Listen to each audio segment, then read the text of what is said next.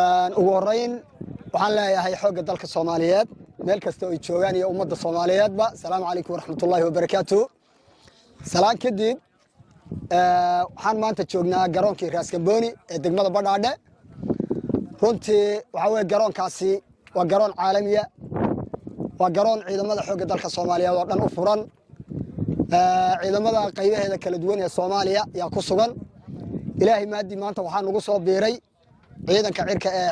dawladda Soomaaliya ee xoogga dalka Soomaaliyeed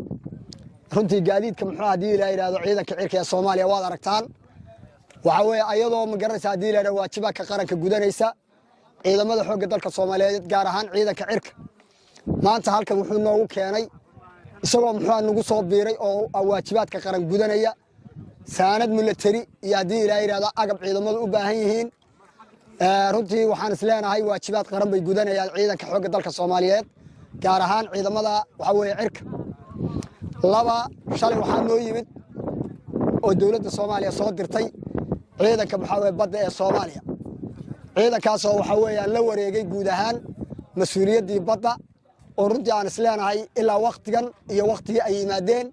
hawl fara badan bay ku guda jiraan taasoo waxa weeyaan ay ciidamadu mar walba diyaar u yihiin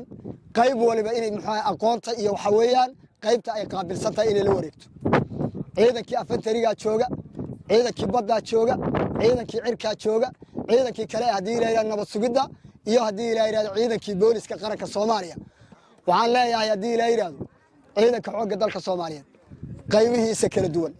garoonka Raas Kambooni waxa weeyaan shaqada aan ka wadno